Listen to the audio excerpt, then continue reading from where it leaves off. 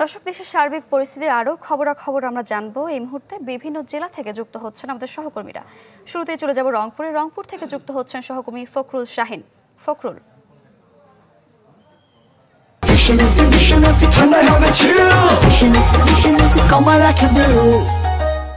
শারিকা, আপনাকে জানিয়ে দিই সেটি হচ্ছে যে গত কয়েকদিনের তুলনায় আজকে কিন্তু রংপুরে যান চলাচল অনেক বেড়েছে এবং আমি যেখানে আছি রংপুরের প্রাণকেন্দ্র জাহাজ কোম্পানি মোড়, সেখানে আমরা দেখছি যে যান চলাচল করছে স্বাভাবিকভাবে এবং এখানে কিন্তু ট্রাফিকের দায়িত্ব পালন করছেন শিক্ষার্থীরা। আমরা কিন্তু দেখতে পাচ্ছি এখানে ছোট ছোট শিক্ষার্থী থেকে শুরু করে কলেজের শিক্ষার্থী, স্কুলের শিক্ষার্থী সবাই কিন্তু এখানে এসে ট্রাফিকের দায়িত্ব পালন করছেন এবং আমরা গত 2-3 দিন ধরেই কিন্তু দেখছি যে তারা রংপুর শহরের বিভিন্ন মোড়ে মোড়ে এই ট্রাফিকের দায়িত্ব পালন করছেন এবং যানবাহনগুলো যেন শৃঙ্খলিতভাবে চলে সেজন্য তারা চেষ্টা করছেন। এবং আজকে আমরা দেখেছি যে আনসার সদস্যরাও কিন্তু সড়কে নেমেছেন ট্রাফিকের দায়িত্ব পালন করতে। এবং এছাড়া রংপুরে সকাল থেকে আমরা দেখেছি যে মার্কেটগুলো যেগুলো আছে সেগুলো কিন্তু সবগুলো খোলা রাখা আছে এবং কাঁচা বাজার সেটাও খোলা আছে এবং লোকজন স্বাভাবিকভাবেই কিন্তু চলাফেরা করছেন। ব্যাংকগুলো খোলা আছে, সব কিছু কিন্তু খোলা রাখা হয়েছে এবং লোকজন কিন্তু আসছেন।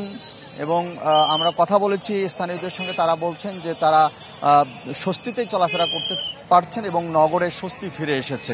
এবং আমরা বাজারে খোঁজ নিয়েছি, সেখানে জিনিসপত্রের যে দাম সেটাও কিন্তু ক্রেতারা বলছেন যে অতটা বাড়েনি, হাতের নাগালেই রয়েছে এমনটি বলছেন। এবং বাজারগুলোতেও নিত্যপণ্য ক্রেতারা স্বস্তিভাবে কিনতে পারছেন।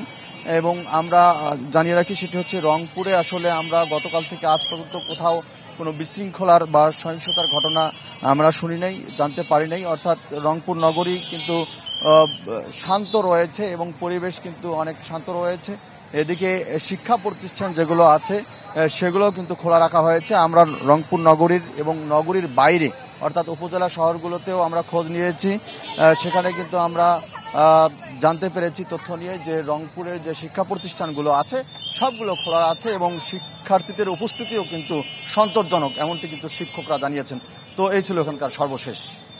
ফখরুল শাহিন, ধন্যবাদ আপনাকে। দর্শক, রংপুরের সার্বিক পরিস্থিতির খবরাখবর আমরা জানছিলাম। এবারে ঝালকাঠির খবর জানবো। ঝালকাঠি থেকে যুক্ত হচ্ছেন সহকর্মী রতন আচার্য। রতন, শারিকা, আপনাকে ধন্যবাদ। ঝালকাঠির যে পরিস্থিতি সেটা কিন্তু আসলে দিন দিন স্বাভাবিক হতে শুরু করেছে। গতকালকের চেয়ে আজ কিন্তু প্রায় সব দোকানপাটই খুলে দেওয়া হয়েছে। আমি একটু দেখাতে চাই, আমি এই মুহূর্তে রয়েছি শহরের ফায়ার সার্ভিস মোড় এলাকায়।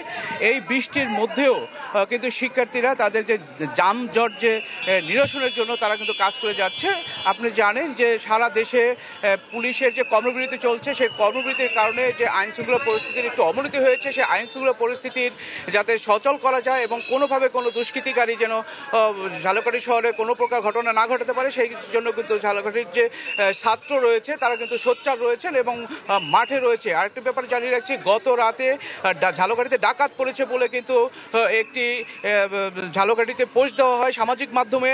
সেই সামাজিক মাধ্যমে পোস্ট দেখে কিন্তু মাইকে প্রচারণা করা হয়। মাইকে প্রচার পরে কিন্তু এই ছাত্র এবং জনতা যারা আছে তারা ঝালকাঠি শহরে নেমে আসে এবং তারা কিন্তু এই পরিস্থিতি নিয়ন্ত্রণে রাখে এবং সারা রাত ছাত্র এবং জনতা সারা ঝালকাঠিতে পাহারা দেয়। আরেকটা বিষয় জানিয়ে রাখছি যে 5 তারিখে যে আওয়ামী লীগ সরকার পতন হয়, পতনের পরে কিছু দুষ্কৃতিকারী যারা ভাঙচুর চালায়, বিভিন্ন দোকান এবং বাড়িঘরে অগ্নিসংযোগ করে, সেই সব যে পোড়া অংশগুলো রাস্তা বা বিভিন্ন জায়গায় পড়ে থাকে সেই সব কিন্তু পরিষ্কারের দায়িত্ব নিয়েছে ছাত্ররা এবং ছাত্ররা কিন্তু সেগুলো পরিষ্কার করছে।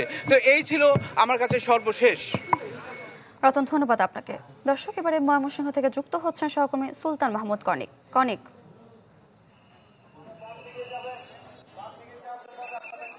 আপনি জানেন যে গতকালকে থেকেই সারা বাংলাদেশে যে চিত্র সেটি হচ্ছে যে সড়ক যে সুশৃঙ্খল অবস্থায় ফিরিয়ে আনার জন্য শিক্ষার্থীরা যারা আছেন তারা কিন্তু মাঠে নেমেছেন এবং তারা সড়কের দায়িত্ব পালন করছেন। অর্থাৎ ট্রাফিক পুলিশ যে দায়িত্বটি পালন করত সেই দায়িত্বটি কিন্তু তারা হাতে তুলে নিয়েছেন এবং তারা বলছেন যে তাদের যে রাষ্ট্র সংস্কারের জন্য যে দাবিতে তারা এতদিন পর্যন্ত যে আন্দোলন তারা চালিয়েছিল সেই আন্দোলনের ফল যেহেতু তারা পেয়েছে এবং এখনো যে সকল জায়গায় বৈষম্য রয়েছে, যে সকল জায়গা ঠিক করা দরকার সেই জায়গাগুলিতে তারা মেরামত করতে চান।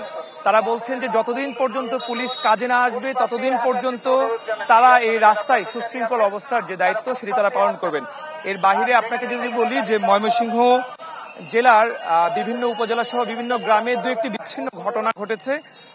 এর বাহিরে বলা চলে যে মানুষের মাঝে এখন কিন্তু অনেকটা স্বস্তির প্রকাশ আসছে।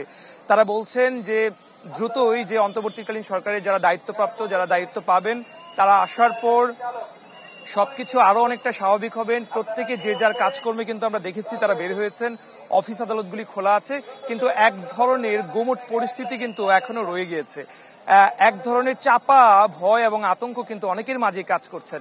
তারা বলছেন যে হয়তোবা এই পরিস্থিতি খুব দ্রুতই নিরসন হবে এবং প্রত্যেকে তাদের মতো করে স্বাচ্ছন্দ্যে যে চলাফেরা সেটি তারা করতে পারবে। ব্যবসা প্রতিষ্ঠান সকল জায়গায় একটি সম যে বন্টন সেটি বজায় থাকবে। ঊর্ধ্বমূল্যে কেউ কোনো ব্যবসায়ী তারা সিন্ডিকেট করে কিছু করতে পারবে না।